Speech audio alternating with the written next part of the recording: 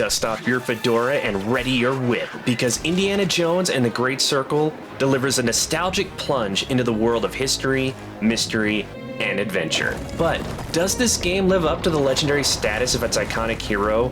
Or is it a treasure better left buried? Let's unravel the clues and see if this quest is worth your time.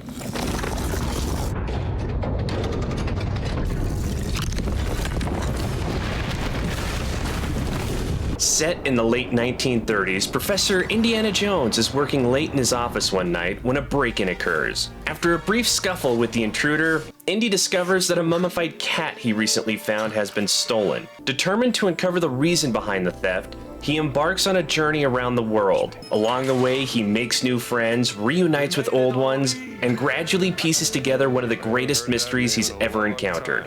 How many years has it been? 19? Indiana Jones is a well-traveled archaeologist who frequently encounters hostile individuals, mostly fascists or Nazis. Luckily, he knows how to hold his own in a fight. When Indy inevitably gets into a confrontation, you will have several options for how to approach it. You can engage in some good old-fashioned fisticuffs, grab a nearby object to bop him on the head with, shoot a gun, or even use his trusty whip to surprise enemies, causing them to drop their weapons. There are plenty of random items lying around that can be picked up and used as a weapon. Every item has so much durability, losing 1 mark for every hit. Once the durability is gone, the weapon is broken and cannot be used anymore. In addition to potential weapons scattered around, you can also find various items such as fruit, bread, and bandages that can help keep Indy in fighting shape. Bandages restore his health, bread can provide a temporary health buff, and fruit can increase his stamina. However, he can only carry a limited amount of each item, so you can't stockpile bread for a tough fight.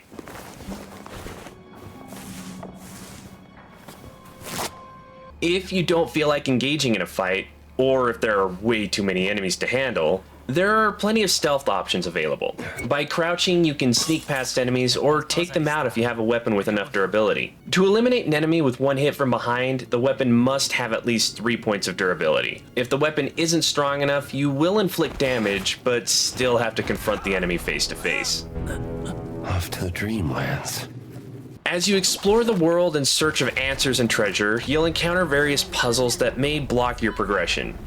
The game features a wide range of puzzles, making it difficult to determine whether there's more action or puzzle solving involved. Small puzzles involving levers and buttons, up to giant problems requiring you to move all over the place to find the solution. However, if you don't enjoy puzzles, you can adjust the difficulty, making solving them easier.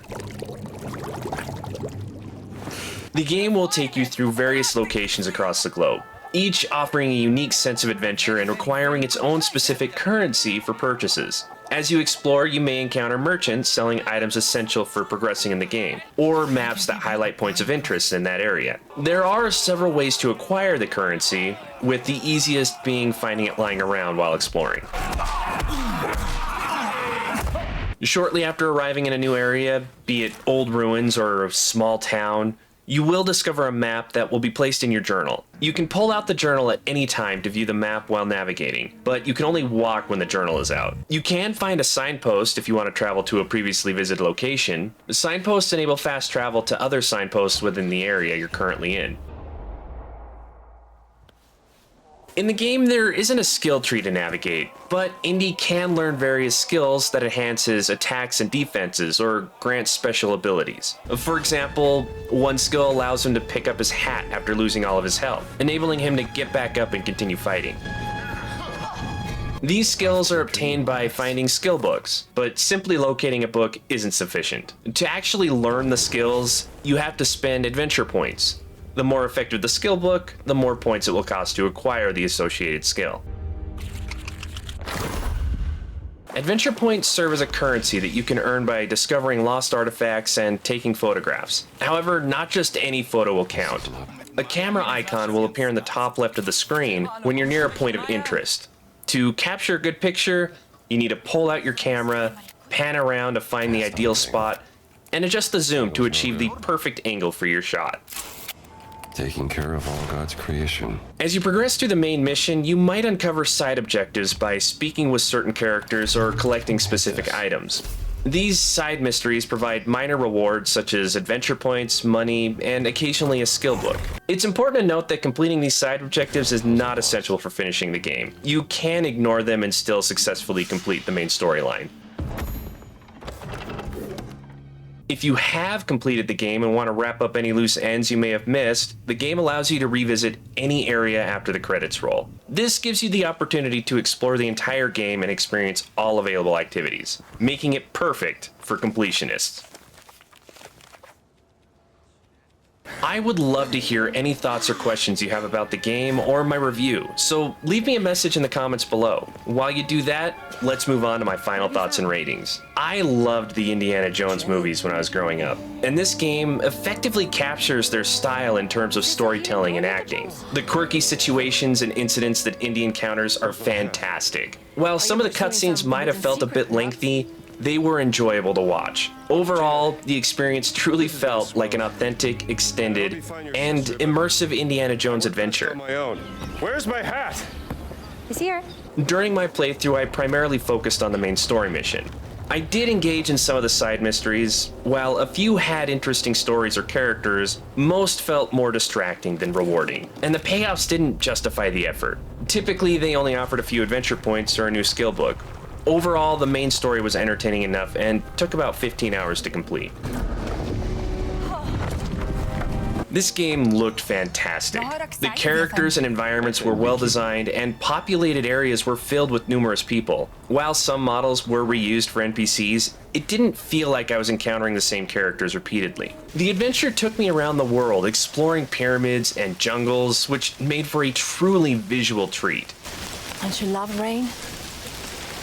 Traversal through the environments was enjoyable. Climbing, jumping, and swinging with the whip was fun and easy, with on-screen indicators showing what could be used. The stealth mechanics also worked well. They were straightforward, requiring slow movement while staying behind cover.